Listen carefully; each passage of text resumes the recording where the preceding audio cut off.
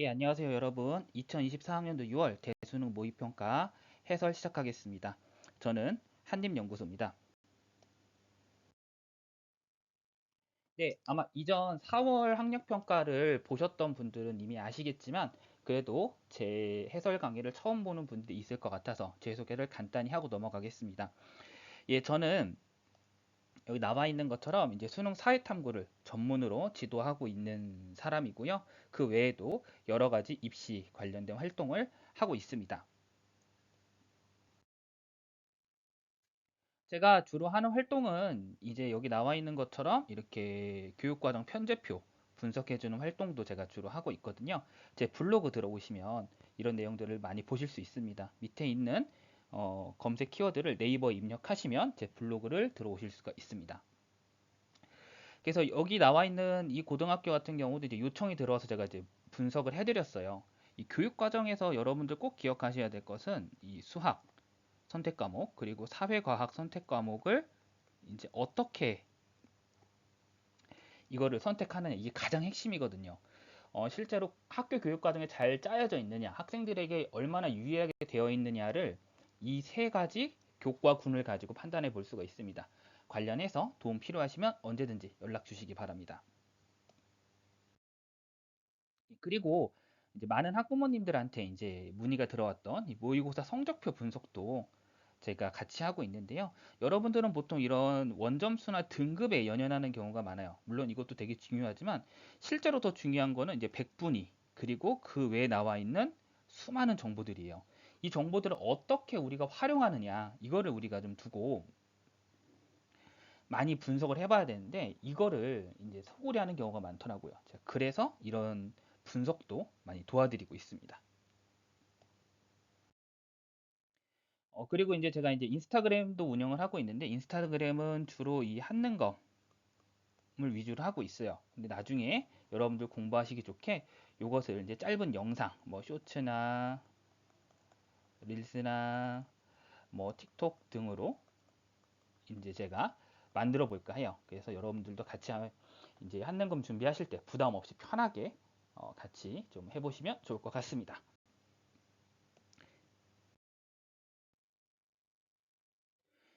예, 제 소개는 여기까지 하고 단원별 출제 문항 한번 비교해 보겠습니다. 이번 6월 대수능 모의평가 출제 비중은 여기 나와 있는 이 도넛 그래프와 같이 되어 있는데요. 상당히 단원별로 고르게 출제가 되어 있습니다.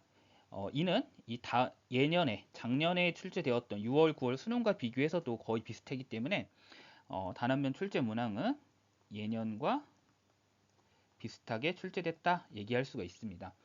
이번 교육 과정에서 사실은 좀 많이 강조가 된 단어는 바로 이 3단원이라고 할 수가 있겠죠. 그죠? 인도 서아시아가 4문항 이상 정기적으로 출제되고 있고 이게 변별을 가르고 있다는 점이 주목할 만합니다.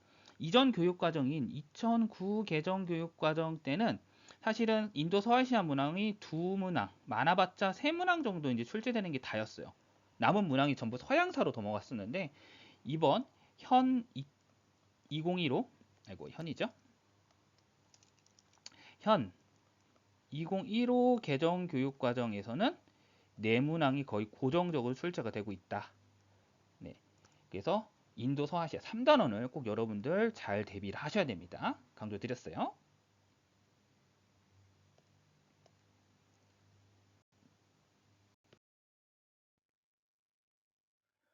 네, 이번 6월 대수능 모의평가 총평 및 주목할 점 같이 한번 살펴보겠습니다. 먼저 첫 번째, 기출과 연계성 유지됐습니다. 기출 문제를 아주 많이 참고했습니다. 그래서 여전히 우리가 기출에서만 나오는 건 아니지만 기출은 꼭 봐야 된다. 최소 3개년치는 꼭 보고 가셔야 된다 말씀드렸습니다. 이건 제가 나중에 꼭 특강으로도 한번 알려드릴게요. 자, 두 번째, 난이도 평이했습니다. 사실은 매우 쉬웠습니다. 6월 모의평가라고 생각하기 좀 어려울 정도로 상당히 난이도가 낮았기 때문에 여러분들이 풀기에 어렵지 않았을 거다. 자신감을 많이 회복했을 것이다. 이렇게 생각이 되고요. 다음에 역시 강조드리고 싶은 거 지도가 등급을 가릅니다. 이 지도가 등급을 가른다는 거 매우 강조드리고 싶어요. 그러니까 이 킬러 문항을 지도의 정보를 가지고 만든다는 거예요. 이거는 작년 9월 때도 그랬고 이 경향이 계속 있거든요. 지도 곳곳에 숨어있는 정보를 자꾸 끄집어 오는 것을 확인해 볼 수가 있습니다. 이건 이따 문제들을 풀면서 한번 제대로 보여드릴게요. 네. 그 다음 이번 6월 모의평가에서 좀 주목할 만한 점, 나라별 수도 한번 체크해 보자. 이 수도를 가지고 그 나라가 어떤 나라인지, 수도를 가지고 나라를 유추하게 하는 이런 형태의 문제가 2문항 이상 출제가 됐습니다. 특히 서아시아 쪽에서 이게 많이 나왔거든요. 여러분들이 이걸 놓치시면 안 됩니다. 이게 분명 6월에서 시그널을 보내고 있는 거거든요. 아, 우리는 이 수도를 가지고 나라를 찾게 할 거야. 또는 지도의 정보를 가지고 어떤 나라인지 찾게 할 거야. 이걸 분명히 시그널을 보냈기 때문에 6월 모의평가를 바탕으로 해서 수능을 준비할 때는 이 시그널을 절대 놓치면 안 된다. 강조드립니다. 그리고 여전히 여러분들한테 이 인도사와 서아시아사 쪽은 여전히 어려운 것 같아요. 이쪽이 변수다. 인도 서아시아사를 제대로 하지 못하면 1등급이 어렵다. 1등급 변별은 인도 서아시아사, 즉 3단원에서 변별이 이루어진다 하는 점을 강조드리겠고요. 이 다음에 이제 볼 거는 동남아시아랑 아메리카사입니다. 동남아시아사는 사실은 이게 정식 교육과정상에는 이 교육과정에는 없어요. 아메리카는 간단하게만 언급이 돼 있긴 하죠. 동남아시아랑 아메리카사가 과연 이게 교육과정에 명확히 나오지 않거나 상당히 축소되어 있는데 이게 출제가 될까?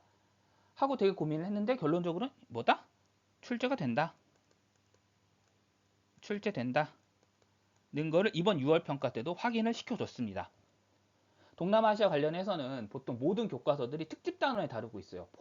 이 본문이 아니라 특집 단원으로 다룰 정도로 축소돼 있고 아메리카의 그런 고대 문명들 정도만 다루고 있는데도 이게 이번 6월 평가한테도 출제가 됐습니다. 그러니까 수능에서도 이 부분도 시험 범위가 된다. 이렇게 여러분들이 알아두시면 좋을 것 같습니다. 이렇게 주목할 점 간단하게 살펴봤고요.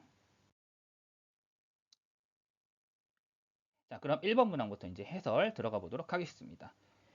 자, 정답률이 아주 높습니다. 다음 자료에 나타난 문명에 대한 설명으로 옳은 것은 하고 되어 있습니다. 자, 사자에서에 나오는 방명이다. 죽은 자의 편지죠.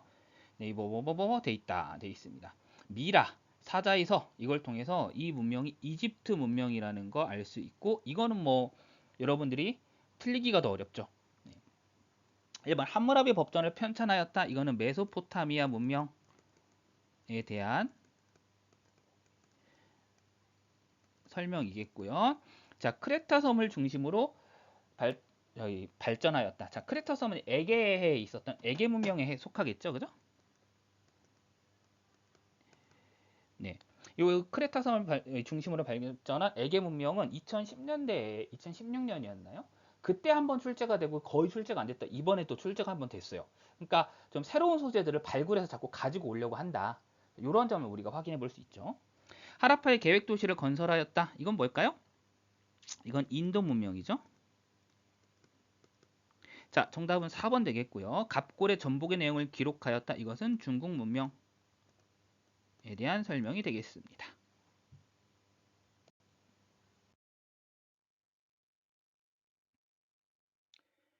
2번 볼게요. 다음 황제가 개창한 왕조. 개창이라는 것은 나라를 세운다는 뜻이죠. 에 대한 설명을 이제 고르는 것입니다. 자, 읽어볼게요. 후주의 절도사 출신인 황제는 문치주의를 내세웠다. 그리고 황제권 강화에 박차를 가하였다. 그런데 이 과거 감독관인 지공거 이방이라는 사람이 과거 시험 합격자를 이제 부정으로 조작했다라고 하는 신고가 들어왔다고 합니다. 그래서 어떻게 되어 있습니까?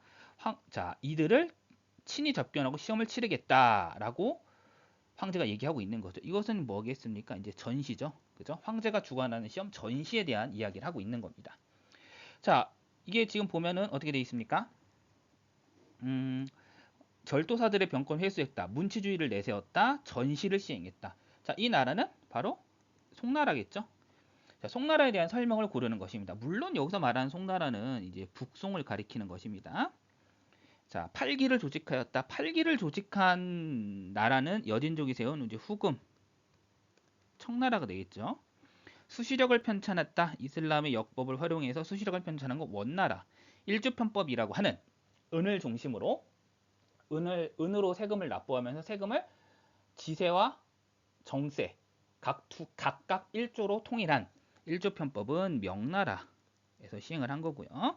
맹한 모곡죄를 실시한 건 금나라, 왕안석이 신법을 추진한 게 바로 이 송나라에 대한 설명이 되겠습니다.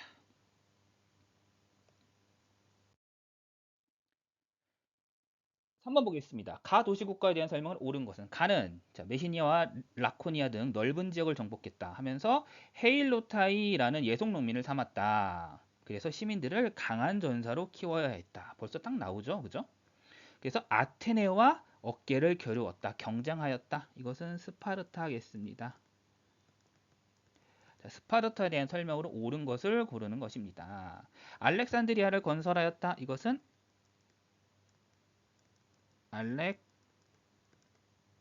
알렉산드로스 제국이죠.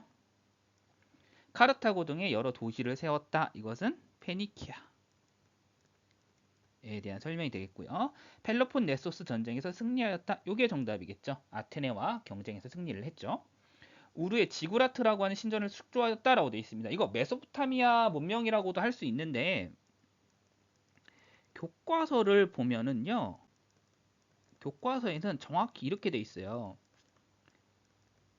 수메르인이 세운 국가라고 돼 있어요. 수메르인이 명시돼 있거든요. 그러니까 이거 혹시 우리 나중에 1등급을 위해서 체크를 해놓읍시다.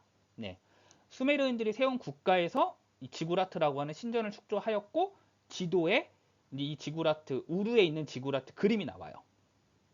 요거 체크해 두시면 좋을 것 같고요. 왕의 길이라고 하는 도로를 건설하였다. 이거는 어떤 왕조겠습니까? 네, 아케메네스 왕조. 아케메네스 왕조. 페르시아에 대한 설명이 되겠죠? 정답 3번입니다.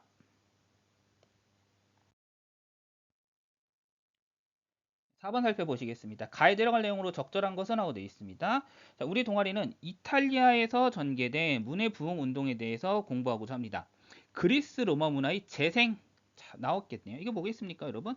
자, 르네상스겠죠, 르네상스. 그죠? 이탈리아에서 발전한 르네상스를 같이 한번 살펴보겠습니다. 자, 루소 사회계약론에서 일반 의지를 설파하다. 이거는 계몽사상이지 않겠습니까? 17, 18세기 계몽사상이고요.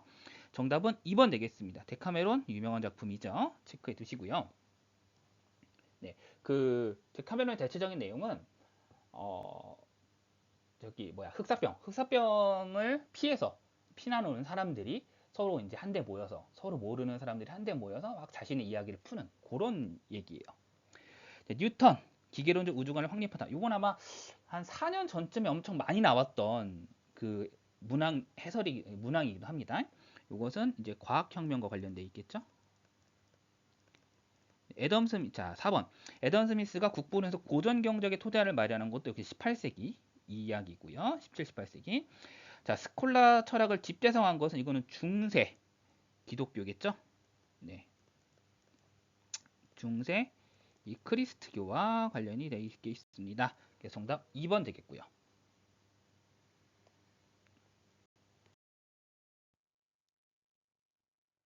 5번 보겠습니다. 밑줄층 왕조에서 볼 수 있는 모습으로 적절한 것은 왕조가 무리하게 고구려를 원정하였다. 자, 고구려를 원정한 나라 두 나라가 있어요. 수나라와 당나라 있죠. 자, 둘 중에 하나겠는데 반란이 일어났다. 지방 방연령은 반란의 기세가 거세자 왕조가 무너지려 생각해서 어떻게 했다? 이연에게 투항을 하였다. 그리고 그 아들 이세민. 자, 이연은 나중에 당나라 고조가 되는 인물이고 이세민은 당나라 태종이 되는 인물이죠. 즉 망한 나라. 그러니까 쉽게 말하면 가 왕조가 망하고 새로운 나라가 들어선 거죠. 이연과 이세민의 나라가 등장한 거잖아요. 그러니까 가 왕조가 멸망했으니까 이 나라는 이제 우리가 수나라라는 걸 알 수 있겠고 수나라면 뭐 당연히 대우나 딱 나올 수밖에 없겠죠. 그죠? 그래서 정답은 3번입니다. 사실은 좀 이런 식으로 조금 이제 독해를 해서 이 정보를 얻는 이런 문항이 사실은 작년에 엄청 많이 출제가 됐어요. 수능도 그랬고 9월 평가원 때도 그랬고 독해를 해서 문제를 찾아내야 되는 문제의 정답을 찾는 이런 문항들이 엄청 나왔는데 이번엔 그런 게 없어요. 엄청나게 평이하게 출제가 됐다는 걸 알 수가 있죠. 작년 9월 평가원들은 이런 문제 투성이었거든요. 자, 그게 정답 3번 되겠고요. 자, 향용을 조직한다. 향용을 조직하는 건 이건 언제였습니까? 이건 청나라 때겠습니다. 태평천국의 난을 진압할 때 등장한 이 의용군들을 향용이라고 했죠. 황소의 난을 진압하였다. 황소의 난을 진압하는 병사는 이거는 당나라입니다. 자, 당나라인데 정확히 말하면 이건 당나라 이전의 왕조니까 수나라에 대한 설명 되겠고요. 자, 4번 교토로 물품을 구매하는 상인 이건 원나라에 대한 설명 되겠습니다. 고려만국 정도를 제작하는 선교사 이거는 뭐 명말 청축이 나지만 명나라가 되겠죠. 그죠? 자, 이렇게 해가지고 자, 한번 정리를 해봤습니다. 넘어갈게요. 6번 한번 살펴보겠습니다. 다음 제자의 다음 대화의 주제로 가장 적절한 것은 하고 돼 있어요.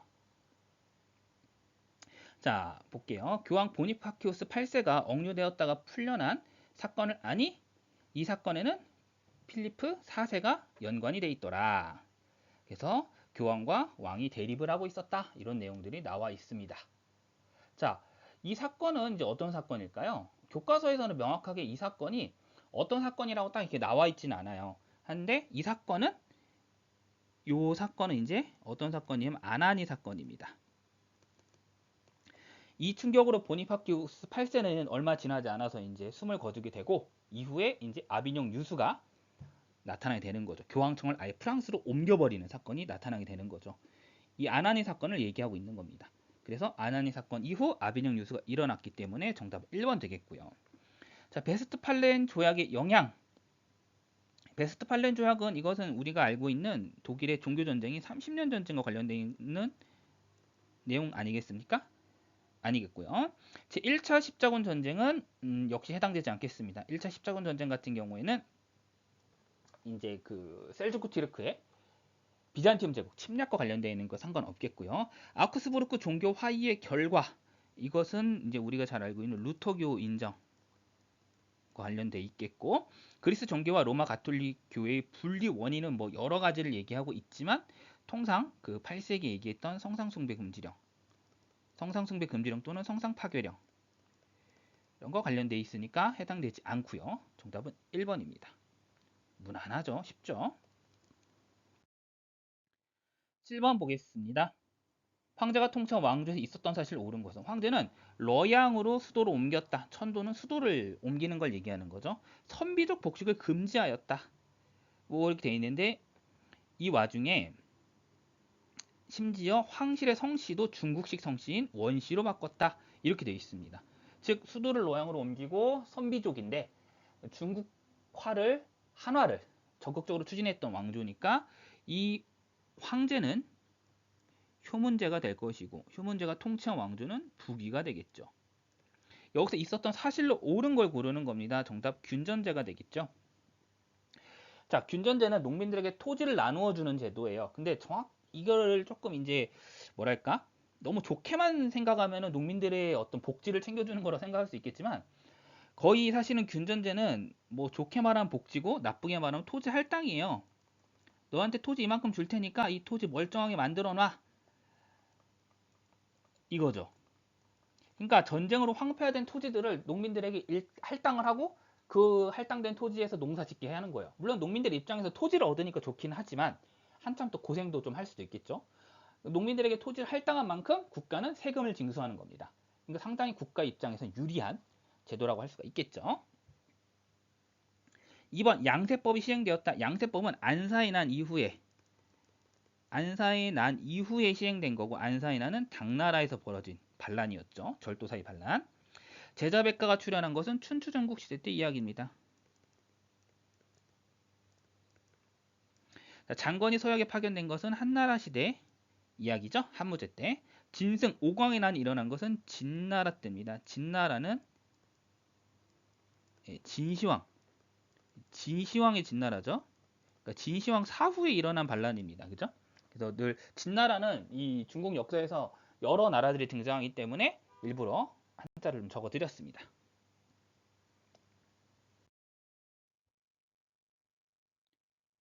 네, 8번 보겠습니다. 가국가에 대한 설명으로 옳은 것은 지금 나는 이제 페루에 있었던 리마에 와 있어. 리마는 땡땡이 잉카 제국을 정복한 후 건설했다고 그래 라고 돼 있습니다. 자, 잉카 제국을 정복한 나라는 에스파냐죠. 에스파냐고 이때 파견한 사람은 피사로였죠. 피사로 그죠? 꼭 몰라도 상관없지만 그래서 잉카 제국을 이렇게 엄청나게 이제 약탈당했다. 안타깝다 이런 내용을 적고 있네요. 에스파냐에 대한 설명을 고르는 겁니다. 자, 무력 시위를 통해 일본을 개항시킨 나라는 미국이겠죠? 플라시 전투에서 프랑스를 물리친 나라 영국. 이렇게 해서 인도 지배권을 확립했고요. 레판토 해전에서 이슬람 세력을 격퇴한 것은 에스파냐입니다. 상트페테르부르크를 건설하여 수도로 삼았다. 성 베드로이 도시 상트페테르부르크를 건설한 나라는 네, 러시아죠. 콜베를 앞세워 중상주의를 추진한 나라 프랑스가 되겠습니다. 정답은 에스파냐 3번이겠네요.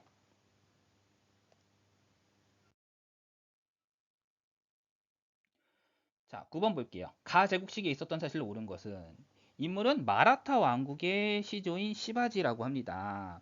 그는 가해 황제가 지지아를 부활시키는 등 이슬람 제일주의를 내세우자 반란을 주도하였다라고 되어 있습니다. 자, 이 왕주는 어떤 왕조일까요? 무굴 제국이겠죠? 무굴 제국은 우리가 세 황제가 보통 등장을 하죠. 그죠? 이따 문제도 나오겠지만 1대 황제, 그러니까 초대 황제, 1대, 3대, 6대 황제가 보통 이제 교과서에 나와요. 1대, 3대, 6대. 1대 황제는 바부르죠. 무굴 제국을 건국을 했고요. 3대는 악바르 대제 때 이제 지지야를 폐지를 했는데, 그러니까 종교 통합을 추진했는데 6대였던 이 아우랑제브 황제 때 지지야가 부활하였죠. 그죠? 자, 요건 좀 알아두시면 좋습니다. 어쨌든 무굴 제국에 대한 설명이고 이 상황은 6대 아우랑제브 황제 시기를 이야기하고 있는 거겠네요. 이 시기에 있었던 사실 옳은 것을 고르는 겁니다. 자, 롤러법이 제정되었다. 롤러법은 인도의 민족주의 운동을 탄압하는 법이잖아요. 롤러법이 제정된 거는 이거는 영국령 인도 제국 때. 영국령 인도 제국 때에 대한 설명이므로 틀리고요. 세포의 항쟁이 일어났다. 이게 정답이 되겠죠? 무굴 제국 말기에 일어난 인도 용병들의 반란입니다. 쿠투브 미나르가 건설된 것은 이거는 델리 술탄 시대죠. 델리 술탄 시대. 델리 술탄 왕조 시대 때고요. 인도 국민회가 결성된 거 이것도 영국령 인도 제국 되겠죠? 영국령 인도 제국. 네. 자, 5번은 이제 굽타 왕조 되겠습니다. 이 작년 재작년에 이 굽타 왕조와 관련된 문항이 되게 많이 출제가 됐었어요. 상당히 많이 출제됐고 이걸로 변별을 많이 갈랐었는데 이렇게 또 한번 또 그 기출의 경향성을 유지하고 있네요.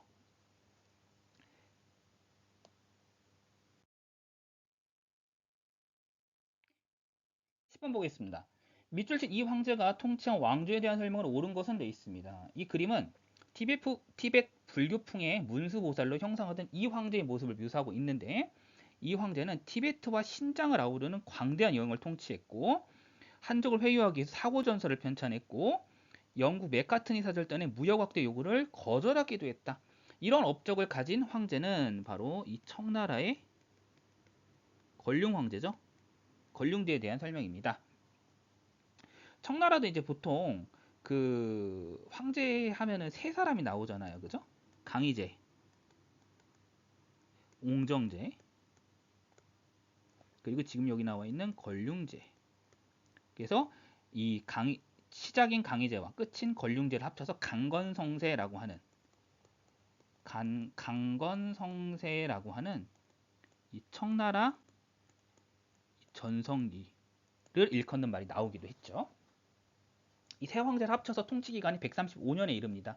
강희제와 걸륭제가 각각 60년 이상을 통치했고 중간에 낀 옹정제도 13년 정도 통치하면서 세 황제의 통치 기간이 무려 135년에 이르렀다. 청나라의 전성기였다. 자, 우리는 정확히 이 황제가 통치한 왕조, 청나라에 대한 설명을 고르는 거니까요. 자, 천천히 보겠습니다. 구품 중정제를 실시하였다. 구품 중정제를 실시한 거는 이거는 남북조 시대 때 이야기잖아요. 특히 남조에서 이제 구품 중정제를 했었고, 장안을 수도로 정한 나라는 엄청 많아요. 장안을 수도로 정한 나라는 뭐 당나라도 수도를 정했고, 수나라도 당나라 이 저기가 됐고, 한나라도 장안이 수도였던 적이 있었고요. 뭐 이제 블라블라블라가 있습니다. 파스파 문자를 제정한 나라 원나라였고요. 정화의 함대를 파견한 거는 명나라였고요. 만안 병용제를 시행하였다. 만주족과 한족은 1대1로 고르게 등용하였다. 그렇게 해서 최소한 어떤 민족 균형을 맞추려고 했다. 이게 5번 정답이 되겠죠.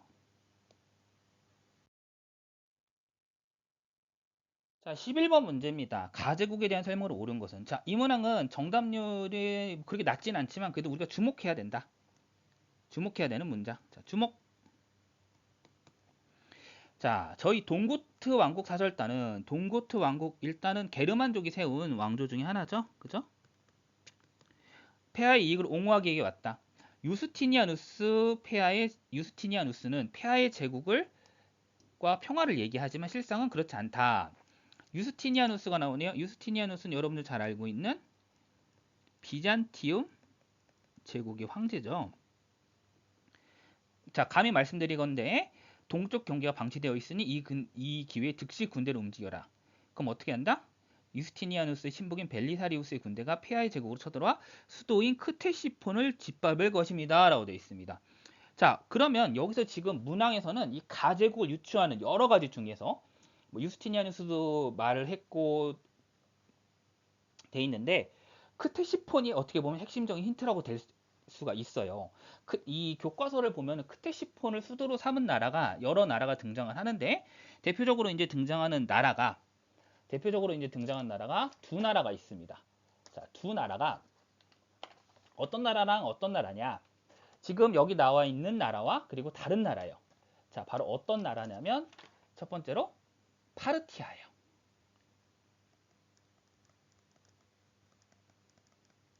그리고 사산왕조 페르시아예요. 근데 이 파르티아는 교과서에 보면 226년에 멸망을 해요. 그러니까 3세기에 멸망을 합니다. 그러니까 파르티아는 동로마 제국을 볼 수가 없는 거죠. 비잔티움 제국을 볼 수가 없는 거죠. 그러니까 결국에는 사사왕조 페르시아에 대한 설명이에요. 이 사사왕조 페르시아가 근래 한 3개년 동안 정말 많이 출제가 됐습니다. 작년 9월 평가원 때도 등급을 가르는 변수 문제였고요. 그만큼 아주 비중이 크게 나온다. 사사왕조 페르시아가. 이번에도 이렇게 나오지 않았습니까? 변별하는 문항으로 나왔던 것 같은데 사사왕조 페르시아를 찾는 겁니다. 근데 뭘로 찾아야 됐다? 수도를 가지고 찾았어야 됐다. 이거는 주목해야 됩니다. 분명 이번 수능에도 이게 영향을 미칠 가능성이 매우 크다는 거 강조드리고요. 자, 일단 우리 정답 찾아봐야겠죠. 델로스 동맹을 결성한 것은 아테네에 대한 설명이겠습니다. 해당되지 않고요. 밀레트 제도를 운영하였다. 종교 공동체를 통제한 나라 오스만 제국이겠고요. 바브르에 의해 건국되었다. 아까 나왔었다. 그죠? 무굴 제국. 조로아스터교를 국교로 삼은 거 정답이 되겠죠. 몽골군의 침입으로 멸망한 건 뭐 여러 나라가 있겠습니다만 보통 이 아바스 왕조에 대한 설명으로 많이 등장을 해요. 아바스 왕조가 골골골골골 이렇게 버티다가 몽골군의 침입으로 멸망하였다. 보통 이렇게 등장한다 이거죠.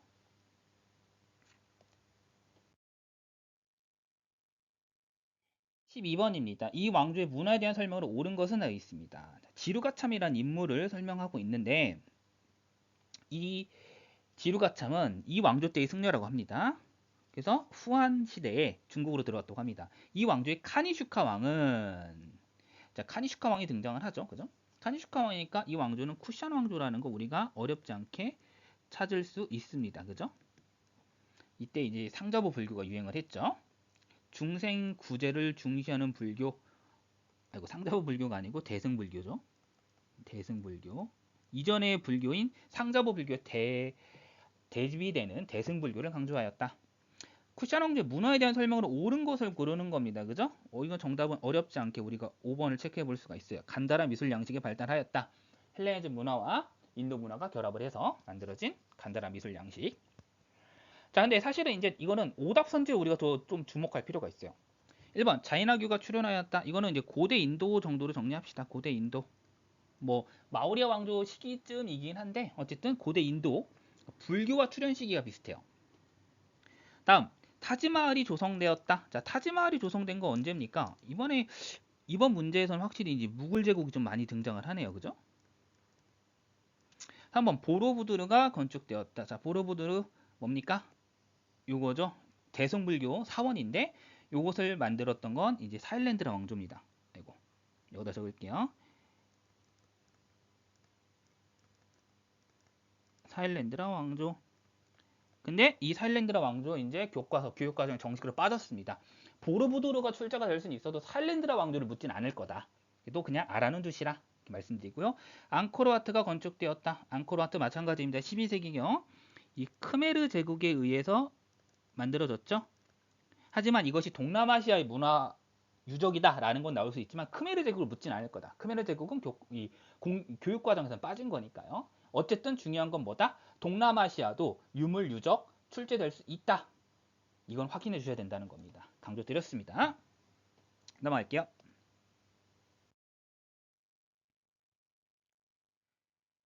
13번 문항입니다. 자, 13번 문항도 우리가 같이 한번 살펴봐야 됩니다. 자, 이것도 저는 좀 주목했으면 좋겠다. 역시 이것도 수도를 가지고 나라를 맞추는 문제였는데 샤루흐는 아버지와는 달랐다. 아버지는 몽골 제국의 계승을 내세워 정통성을 확보하려고 했다. 근데 어떻게 했습니까? 그 아버지는 그래서 명나라 정벌을 시도를 했다. 아니 이 중동에서 명나라까지 정복을 가려고 했다라는 거예요. 그것도 대단하죠. 근데 아들은 명나라의 화친을 추구하였다. 자, 이 왕조 딱 우리가 결론 나오죠. 티무르 제국이겠죠. 자, 티무르 제국입니다. 자, 정답 1번 되겠습니다. 사마르칸트를 수도로 삼았다. 자, 여기 제가 체크를 해봤습니다. 자, 분명히 이번 6월 평가원 때의 좀 두드러진 특징은 수도를 가지고 나라를 맞추거나 어쨌든 나라의 수도를 맞추거나 이런 문제 계속 나왔다는 거예요. 물론 이전에도 나왔던 거는 맞지만 이번 문항에선 최소한 3문제 이상이 이런 형태로 계속 연관이 돼 있다는 거죠. 여러분들 이런 거 좀 체크해 두셔야 됩니다. 관점이 분명히 보이잖아요. 그죠? 예. 그래서 이거 정답 1번이고요. 자, 2번 볼게요. 콘스탄티노폴리스를 점령한 것은 오스만 제국에 대한 설명이죠. 자, 이산드로하나 전투에서 승리하였습니다. 이것은 에티오피아죠. 에티오피아. 이탈리아로부터 승리를 한 거죠. 아바스 1세 때 전성기를 맞은 왕조는 사파비 왕조입니다. 이름이 아바스 1세기 때문에 헷갈려들 많이 해요. 아바스 왕조인가 헷갈려 하는데 실제로 사파비 왕조에 대한 설명이고요. 이베리아 반도까지 영토를 확장하였다. 여러 왕조가 있겠습니다만 아마 보통 이러한 설명은 우마이야 왕조에 대한 설명으로 많이들 얘기를 하죠. 네, 정답 1번입니다.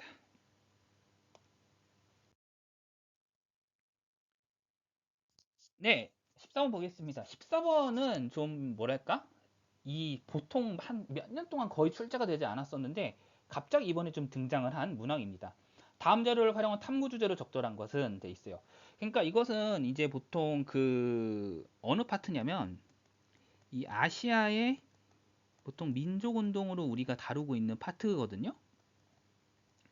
그 파트에서 이제 나왔었어요.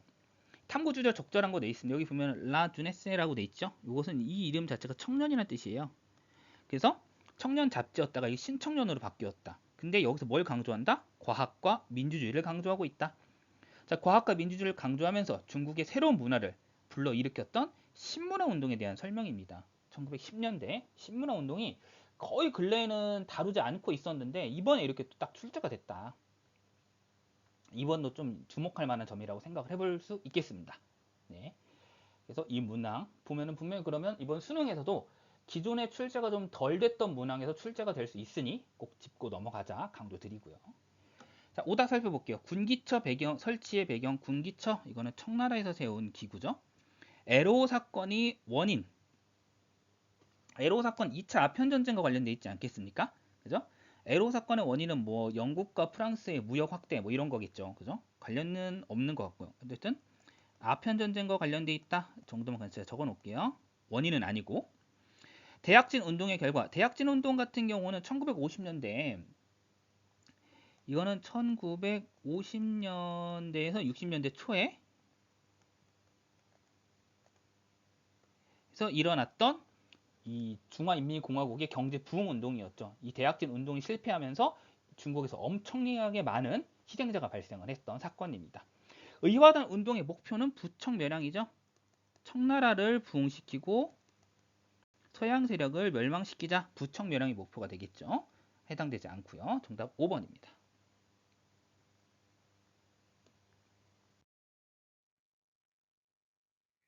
네, 15번 보겠습니다. 가국가에 대한 설명으로 옳은 것은 돼 있습니다. 자, 이 문항도 좀 재밌는 문항이에요. 정답률이 상당히 낮네요. 우표 속의 인물은 7년 전쟁에서 자, 슐레지안 지방을 둘러싸고 오스트리아와 접전을 벌인 가이 지휘관이에요. 그럼 오스트리아 접전을 벌인 나라는 프로이센 아니겠어요? 자, 그 이전에 오스트리아 왕위계승 전쟁 때 프로이센이 슐레지안 지방을 빼앗았고, 그걸 되찾기 위해서 오스트리아가 이제 그 프로이센과 전쟁을 벌인 거잖아요. 그러니까 가 국가가 프로이센이라는 거 어렵지 않을 거예요. 근데 그는 이제 워싱턴이 이끈 식민지군의 훈련 고관으로서 프리드리 2세가 개혁한, 이미 프리드리 2세라고 하는 군주도 등장하지 않습니까? 프로이센이겠죠. 미국 혁명에 기여하였다. 이 인물이 누군지 저도 한참 찾아봤습니다. 찾아봤는데 인물은 옆에 나와 있는 네, 프리드리 비렐름 폰 슈토이벤이라고 하는 인물이라고 합니다. 네, 이 인물을 몰라도 당연히 풀 수 있습니다. 풀 수 있어요. 하지만 이제 찾아서 좀 알려드렸고요. 네. 자, 천천히 살펴보겠습니다. 자, 1번. 라인 연방의 일원이었다라고 되어 있습니다. 자, 이게 여러분들 엄청 헷갈리죠? 그러니까 신성로마 제국 이후에 이 독일의 연방에 대해서 그게 상당히 좀 많이 출제가 됐었는데요. 요거 한 번만 제가 시간이 되니까 좀 정리를 좀 해드리고 갈게요. 자, 그러니까 이 여기다 적어볼까? 여기다 적어볼까요? 이 독일의 연방들을 살펴보면 먼저 신성로마 제국이 있었어요. 신성로마 제국은 9세기, 10세기에 오토 1세가 세운 이래로 10에서 18세기까지 거의 존속을 했었고요. 네. 그러다가 이 신성로마 제국을 해체한 사람이 바로 누구였습니까? 나폴레옹이었죠. 그죠? 나폴레옹 전쟁 때 이 신성로마 제국은 해체되고 이 라인 연방이라는 게 만들어져요. 라인 연방은 나폴레옹 전쟁 때 만들어졌죠. 근데 여기에 프로이센은 포함되지 않아요. 프로이센은 포함되지 않습니다. 여기 지도에 나와 있어요. 라인 연방과 프로이센이 별개라는 게 지도에 나와 있습니다. 이것도 지도를 봐야 풀 수 있어요. 지도. 예. 지도에 표시가 되어 있습니다. 그러다가 결국에는 나폴레옹이 몰락한 이후에 빈체제 이후에 이제 등장하는 이 독일 지역의 연방은 독일 연방이에요. 독일 연방. 독일 연방. 이건 이제 빈체제 이후겠죠? 네. 그러다가 나중에 이제 그 프로이센 중심으로 이제 그 국가가 이제 통일이 되면서 우리가 잘 알고 있는 북독일 연방이 등장하게 되는데, 이 북독일 연방은 이제 프로이센이 주도한 연방이었고, 그 이후에 이제 우리가 알고 있는 독일 제국, 독일 제2제국이죠. 예. 독일 제국이 등장을 하게 되는 것입니다. 이것은 2제국. 네. 이렇게 정리가 되는 거예요. 신성로마 제국이 1제국, 독일 제국 2제국, 그리고 3제국은 히틀러가 세운 나치 독일이죠. 자, 요거 한번 좀 정리해 볼게요. 요것도 시험에 종종 등장하는데 혹시 모르잖아요. 수능 응용에서 나올지. 네. 자, 2번. 프랑스 혁명 전쟁의 교전국이었다. 프랑스 혁명 전쟁의 교전국 엄청 많아요. 영국도 있고요. 오스트리아도 있고요. 프로이센도 있고요. 그래서 정답은 2번 됩니다. 네. 자, 3번. 요제프 2세가 내전 개혁을 실시한 것은 이건 오스트리아잖아요. 해당되지 않고요. 사르디니아 왕국으로부터 니스 등을 할양받았다. 네. 이거는 저기죠. 정확히 보면 사르디니아 왕국으로부터 니스를 할양받은 나라잖아요. 사르디니아 왕국이 이탈리아 통일을 위해서 이 영토를 양보한 거죠. 그러니까 이 나라는 프랑스가 되겠고요. 네. 5번. 5번은 호르무즈, 마카오 등의 거점 항구를 장악하다. 마카오를 통해서 이게 포르투갈이라는 걸 알 수 있는데 왜 그런 갑자기 호르무즈가 등장을 했느냐라는 거예요. 이걸 우리가 주목할 필요가 있어요. 자, 호르무즈는 어디에 있느냐? 여기 보세요. 보시면 아시겠습니다만 바로 이란과 이 아라비아 반도 사이에 끼어있는 이 지역을 우리가 호르무즈라고 불러요. 이 지역이 전 세계 석유의 30%가 지나가는 겁니다. 전 세계 석유의 30%가 이 호르무즈 해협을 지나가요. 근데 이게 어디에 나와 있느냐? 짠! 교과서에 나와 있어요. 자, 이게 지금 글씨가 좀 지저분하니까 제가 좀 지우고 보여드릴게요. 네. 자, 이거 보시면 호르무즈가 어디 있느냐? 자, 여기 지금 보이시나? 이 지도가 지금 어떤 지도입니까? 이 지도는 신항로 개척과 관련된 지도인데 여기 지도를 보면 어떻게 되어 있습니까? 여기 나와 있는 정보 중에 하나 체크해 볼게요. 바로 정보가 뭐였냐면 포르투갈의 본국과 그 식민지라고 해서 노란색으로 표시가 되어 있어요. 그래서 여기저기가 노란색으로 표시가 되어 있는데요. 여기저기 노란색으로 표시가 되어 있는데 지금 보면 뭐가 나와 있어요? 아까 봤던 호르무즈 지역이 노란색으로 표시되어 있는 거 보이세요? 보이십니까? 어디? 자, 여기 있잖아요. 여기. 호르무즈 지역이잖아요. 교과서에 다 정보가 있는 겁니다. 그러니까 마카오만 줘도 될 거를 굳이 호르무즈를 추가한 이유가 무엇일까요? 아, 이거 지도 봐라. 분명히 지도에 포르투갈이 호르무즈 지역을 장악한 게 보이지 않느냐. 이거 확인하라는 겁니다, 여러분. 지도에 있는 정보를 자꾸 이렇게 끌고 와서 문제를 내고 있단 말이에요. 근데 우리가 이걸 놓치면 어떻게 되겠습니까? 놓치면 1등급 못 맞는 겁니다. 네. 이걸 엄청 강조드리고 싶어요. 분명히 교과서에서 이렇게 제시를 하고 있기 때문에 이 제시된 정보들을 우리가 절대 놓치면 안 된다. 네. 이거를 엄청 좀 강조를 드리고 싶습니다. 네. 여기까지 할게요.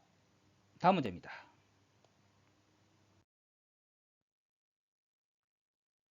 16번 볼게요. 질문에 대한 답변을 적절한 것은?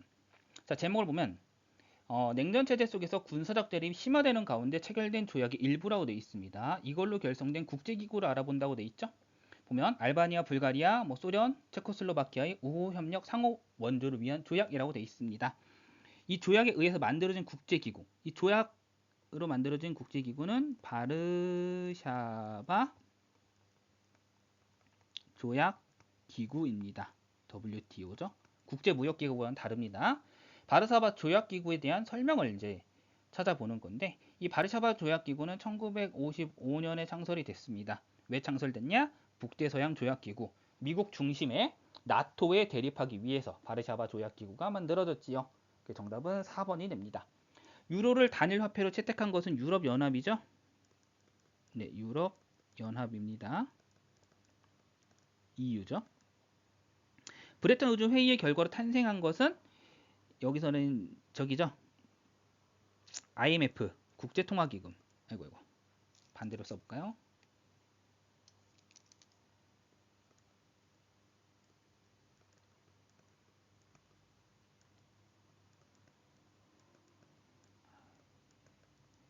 네. 자, 5개 상임이사국에 거부권을 부여하였다라고 되어 있습니다. 자, 이거는 뭐 여러분들 잘 알고 계시는 국제연합이죠. 국제연합. 네. 현재의 UN 되겠습니다. UN. 네. 자, 정답은 이제 4번이 되고요. 그다음 5번 보겠습니다. 윌슨의 제안으로 파리 강화회의 직후 창설된 것은 국제연맹이죠. 그죠? 국제연맹입니다. 이렇게 해서 정답은 4번 되겠습니다.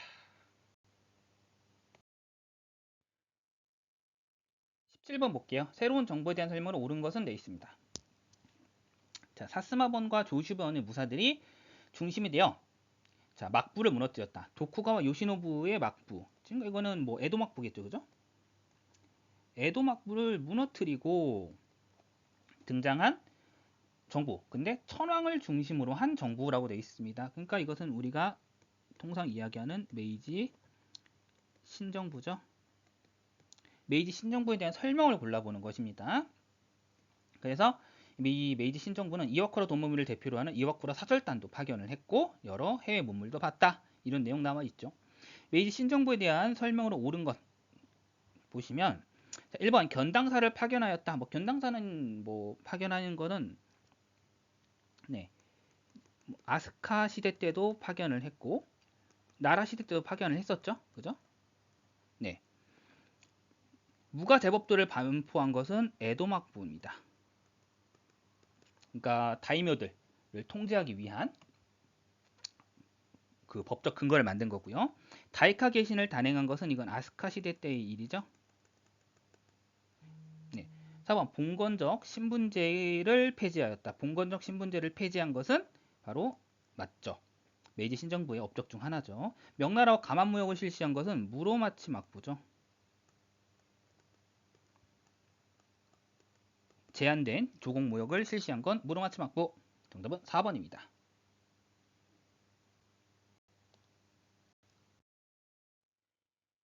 8번입니다. 다음 자료에 나타난 전쟁에 대한 설명으로 옳은 것은 돼 있습니다. 전쟁을 물어보고 있네요. 자, 마른 전투에서 적의 진격을 저지하였다. 마른은 프랑스 주변의 근교 지역이에요. 파리 근교. 네. 여기서 적의 진격을 저지하였다. 자, 살아남을 것이라고 믿을 수 없을 거야. 오스만 제국이 동맹국에 가입을 했다. 아, 동맹국이라고 하는 이 나라가 있구나. 그죠? 동맹국. 이 주요 전쟁 연합 중에 하나다라는 거 확인해 볼 수 있고, 그죠? 그다음 위에 보면 참호를 파고 대치하고 있다. 참호전이 중심이 돼 있고 동맹국이 주요 전쟁 연합 중에 하나로 등장한 전쟁. 이것은 제 1차 세계 대전이죠. 제 1차 세계 대전에 대한 설명을 옳은 거 너무 평이하게 나왔어요. 3번이죠. 사라예보 사건. 오스트리아 황태자 부부 암살 사건으로 시작된 전쟁이죠. 너무 쉽다. 그죠? 3점짜리 문제인데 말입니다.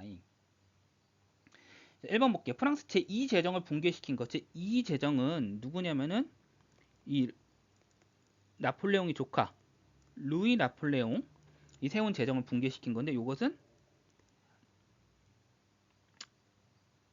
프로이센 프랑스 전쟁을 가리키는 거죠. 독일 통일 시기에 등장한 전쟁이고요. 포츠머스 조약으로 마무리된 것은 러일 전쟁이죠. 3번 정답이고, 원자폭탄의 투하를 계기로 종결된 것은 제2차 세계대전. 조금 축소해서 본다면 태평양 전쟁이 되는 거죠. 신성 로마 제국의 해체에 영향을 준 것은 아까 봤던 나폴레옹 전쟁이 되겠습니다. 나폴레옹 전쟁이 신성 로마 제국을 해체하고 어떤 연방을 세웠다고 했었죠? 그렇죠. 라인 연방을 세웠다 말씀드렸었습니다. 여기까지 할게요. 다음 문제입니다. 가나 국가 사이의 관계에 대한 설명을 옳은 것은, 자, 여러분 제가 늘 강조드립니다. 이 문제도 늘 별표인데 이 제국주의 지도는 그냥 외워라. 제국주의 지도는 그냥 암기하시라 강조드렸습니다. 이거 뭐 더 드릴 말씀이 없습니다. 이거는 그냥 암기한 걸 전제로 출제를 하기 때문에 암기하셔야 됩니다. 가 국가의 지배 영역과 나 국가의 지배 영역을 이렇게 표시가 되어 있는데, 교과서에 있는 지도를 가지고 살펴보시면 이 가 국가는 요렇게 표시된 이 가 국가는 이탈리아라는 거 우리가 이제 짐작을 해볼 수가 있겠고요. 그 다음에 보시면 뭐 카메룬이라던가 이제 뭐 저기 독일령 남서아프리카 등등을 이렇게 지배하고 있는 요 나를 지배하고 있는 국가는 우리가 잘 알고 있는 독일이 되겠죠. 이탈리아와 독일에 대해서 물어보는 겁니다. 이탈리아, 독일, 보통 영국, 프랑스를 많이 물어보니까 여러분들이 이탈리아, 독일을 깜빡한 것 같아요. 네. 크게 물론 헷갈릴 수도 있겠습니다. 이게 뭐 포르투갈에는 헷갈릴 수도 있고, 그런데 어쨌든 이탈리아와 독일입니다. 이 정답률이 50%가 되지 않는다는 건 여전히 이 제국주의 지도가 계속 출제되고 있는데도 여러분들이 좀 공부를 꼼꼼히 하고 있지 않다는 이야기가 될 수 있어요. 제발 부탁드리는데 좀 제국주의 지도는 이제 암기하고 갑시다. 네, 1번. 이란을 침략하여 분할하였다. 이거는 영국과 러시아죠. 모로코를 둘러싸고 두 차례 대립한 나라는 독일과 프랑스고요. 얄타 회담에 참여하여 전우철을 노인한 것은 이건 미국, 영국, 소련이고요. 아프리카 식민화 과정에서 파쇼다 사건으로 충돌한 나라는 이거는 프랑스와 영국이죠. 오스트리아 헝가리 제국과 함께 삼국 동맹을 결성한 나라 독일, 이탈리아, 오스트리아 제국. 맞죠? 정답은 5번이 됩니다. 그죠? 삼국 동맹을 결성했고 나중에 이게 이제 1차 대전까지 이어지는 거잖아요. 정답 5번입니다. 네, 요런 문제 이거 이탈리아랑 독일을 찾는 게 이게 아마 어려워서 틀렸을 것 같다는 생각이 들어요. 삼국 동맹이 어떤 나라였는가? 도고의, 그러니까 이게 독일, 오스트리아, 헝가리 제국, 이탈리아라는 걸 몰랐진 않았을 것 같고 이 나라들이 이탈리아냐 독일이냐를 헷갈렸을 것 같은 느낌이긴 합니다. 그러니까 여러분들 제국주의 지도는 제발 부탁드리는데 암기하세요.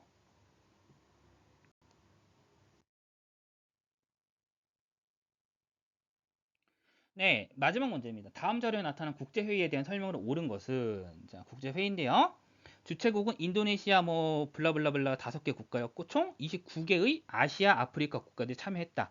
그리고 인도네시아에서 하였다. 인도네시아 반둥에서 있겠죠? 그죠? 자, 다음 자료에 나타난 이제 국제회의입니다. 바로 반둥회의를 가리키는 거겠죠? 반둥회의. 그죠? 네. 이 반둥회의에서 이제 평화 10원칙을 발표하였다. 정답은 이제 3번이 되겠습니다. 여기서 우리가 이제 비교를 좀 해보면 평화 5원칙도 있었다. 그죠? 이 평화 5원칙은 어디서 나왔던 거였죠? 이거는 아이고 이 평화 5원칙은 인도와 이 중국이 협의를 해서 나왔던 거다. 이거는 그렇게 해서 한번 강조를 드렸었습니다. 인도랑 중국이 그 티베트 지역의 국경을 정리하면서 그 지역의 이제 국경을 정리하면서 만나가지고 이 협의를 했던 게 바로 평화 5원칙이었다. 요거 강조 드렸고 이 평화 5원칙을 배경으로 해서 평화 10원칙이 나왔던 것입니다. 아시겠죠? 뭐 굳이 이게 이제 1954년이었고 그다음 평화 10원칙은 바로 이듬해인 1955년에 등장을 하죠. 네, 그래서 이것도 이렇게 맞물려 좀 생각을 해두시고요. 빈 체제를 성립시킨 건 빈회의겠죠? 빈회의. 네. 대서양 헌장을 공포한 것은 이건 영국과 미국이 이제 그 1941년에 발표를 한 거고요. 마스트리흐트 조약을 체결한 것은 이것은 유럽 연합